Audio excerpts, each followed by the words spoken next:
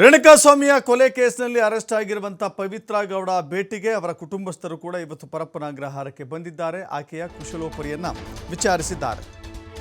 A one ಆರೋಪಿ ಪವಿತ್ರ ಗೌಡ ಭೇಟಿಗೆ ಕುಟುಂಬಸ್ಥರು ಆಗಮಿಸಿದ್ದಾರೆ. ಖಾಲಿ ಕೈಲಿ ಬಂದಿಲ್ಲ. ಅವರು ಬ್ಯಾಗ್ನಲ್ಲಿ ಹಣ್ಣು ತಿಂಡಿ ತಿನಿಸುಗಳನ್ನು ತಂದಿದ್ದಾರೆ. ಜೈಲಿನಲ್ಲಿರುವಂಥ ಊಟ ಒಗ್ಗುತ್ತೋ ಇಲ್ವೋ, ಜೈಲಿನಲ್ಲಿರುವಂಥ ಊಟವನ್ನು ಸೇವಿಸಿ ಆಕೆಯ ಆರೋಗ್ಯ ಜೊತೆಗೆ ಆಕೆಯ ನಾಲಿಗೆ ಏನಾಗಿರುತ್ತೆ ಅಂತ. ಸೊ ಹೀಗಾಗಿ ಎಲ್ರಿಗೂ ಒಂದು ಕನ್ಸರ್ನ್ ಇದ್ದೇ ಇರುತ್ತೆ. ಆ ಕನ್ಸರ್ನ ಆಧಾರದಲ್ಲಿ ಹಣ್ಣುಗಳನ್ನು ತಿಂಡಿಗಳನ್ನು ಕುಟುಂಬಸ್ಥರು ತಂದಿದ್ದಾರೆ. ಆಕೆಯ ಕುಶಲೋಪರಿಯನ್ನು ವಿಚಾರಿಸಿ ಇವತ್ತು ವಾಪಸ್ ತೆರಳಿದ್ದಾರೆ.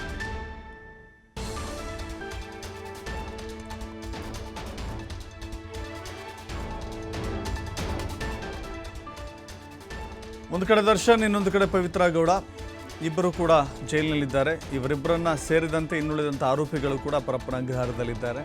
ಈ ಇಬ್ಬರು ಇಂಥ ಪರಿಸ್ಥಿತಿಯಲ್ಲಿ ಬದುಕ್ತೀವಿ ಅಂತ ಕನಸು ಮನಸ್ಸಲ್ಲೂ ಕೂಡ ಎನಿಸಿರಲಿಲ್ಲ ಅಂತ ಅನಿಸುತ್ತೆ. ಅವರಿಬ್ಬರ ಮುಖಗಳನ್ನು ನೋಡಿಕೊಂಡಾಗ ಅವರಿಬ್ಬರಿಗೆ ಅದೇ ಫೀಲ್ ಆಗುತ್ತೆ ಅಂತ ಅನಿಸುತ್ತೆ. ಈಗ ಪವಿತ್ರ ಗೌಡ ಹಾಗೂ ದರ್ಶನ್ ಜೈಲೂಟವನ್ನೇ ಮಾಡಬೇಕಾಗಿದೆ. ಜೈಲಿನ ನಿಯಮಗಳಿಗೆ ಒಳಪಟ್ಟು ಅಲ್ಲಿ ವಾಸ ಮಾಡಬೇಕಾಗಿದೆ. ಐಷಾರಾಮಿಯಾದಂಥ ಮನೆ, ಐಷಾರಾಮಿಯಾದಂಥ ಕಾರುಗಳು, ಅವರಿಗಿರುವಂಥ ಆಳು ಕಾಳುಗಳನ್ನು ನೋಡಿದ್ರೆ ಅಥವಾ ಅವರ ಕಾರುಗಳನ್ನು ನೋಡಿದ್ರೆ ಅಥವಾ ಅವರ ಅಸಿಸ್ಟೆಂಟ್ಗಳನ್ನು ನೋಡಿದ್ರೆ ಬಹಳ ದೊಡ್ಡ ಐಷಾರಾಮಿಯನ್ನು ಜೀವನವನ್ನು ಮಾಡಿದಂಥದ್ದು. ಆದರೆ ಈಗ ಜೈಲೂಟ, ಜೈಲಿನ 4 ಗೋಡೆಗಳ ಮಧ್ಯೆ ಇರಬೇಕಾದಂಥ ಸ್ಥಿತಿ ಇದೆ. ಕುಟುಂಬಸ್ಥರು ಭೇಟಿ ಕೊಟ್ಟಿದ್ದಾರೆ, ಮಾತನಾಡಿಸಿ ಹೋಗಿದ್ದಾರೆ. ಕೆಲವಷ್ಟು ಹಣ್ಣು ತಿಂಡಿ ತಿನಿಸುಗಳನ್ನ ಕೊಟ್ಟಿದ್ದಾರೆ.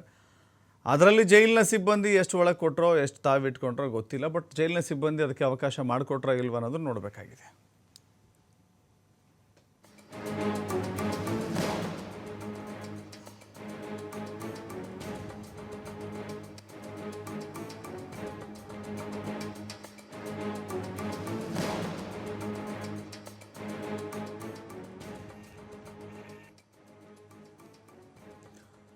ಇದು ವಾರಕ್ಕೆ 2 ಬಾರಿ ಮಾತ್ರ ಅದು ಸಂಬಂಧಿಕರಿಗೆ ಭೇಟಿ ಮಾಡಲಿಕ್ಕೆ ಅವಕಾಶವನ್ನು ಕೊಡಲಾಗುತ್ತೆ. ಸೊ ದರ್ಶನ್ ನೋಡಲಿಕ್ಕೂ ಕೂಡ ಇಲ್ಲಿವರೆಗೂ ಅವರ ಕುಟುಂಬಸ್ಥರು ಬಂದಿದ್ದಾರೆ. ಧನ್ವೀರ್ ಹೋಗಿದ್ದರು, ಇನ್ನೂ ಕೆಲವಷ್ಟು ಜನ, ರಕ್ಷಿತಾ, ಪ್ರೇಮ್ ಅವರೆಲ್ಲ ಬಂದು ಹೋಗಿದ್ದಾರೆ, ಭೇಟಿಯಾಗಿದ್ದಾರೆ, ಮಾತನಾಡಿಸಿದ್ದಾರೆ, ಕುಶಲೋಪರಿ ವಿಚಾರಿಸಿದ್ದಾರೆ. ಇನ್ನೊಂದು ಕಡೆ ಪವಿತ್ರ ಗೌಡ ಕೂಡ ಜೈಲು ಹಕ್ಕಿಯಾಗಿ ಹಲವು ದಿನಗಳೇ ಕಳೆದಿದ್ದಾವೆ. ಪವಿತ್ರ ಗೌಡ ಆಕೆಯನ್ನು ಕೂಡ ಅವರ ಕುಟುಂಬಸ್ಥರು, ತಾಯಿ, ಮಗಳು, ಇನ್ನಿತರರು ಇರ್ಬೋದು, ತಮ್ಮನದೊಂದು ವಿವಾದವೇ ಆಗೋಯಿತು ಭೇಟಿಗೆ ಬಂದಾಗ. ಈ ಬಾರಿ ಅಂಥ ವಿವಾದವನ್ನು ಸೃಷ್ಟಿ ಮಾಡ್ಕೊಂಡಿಲ್ಲ ಅನಿಸುತ್ತೆ. ಯಾಕಂದರೆ ಮೀಡಿಯಾದವರಿಗೆ ಅಣಕಿಸಲು ಹೋಗಿ ಅಥವಾ ಮೀಡಿಯಾದವ್ರನ್ನ ಬೈಯಲು ಹೋಗಿ ತಾನೇ ಟ್ರೋಲ್ ಆಗಿದ್ದ.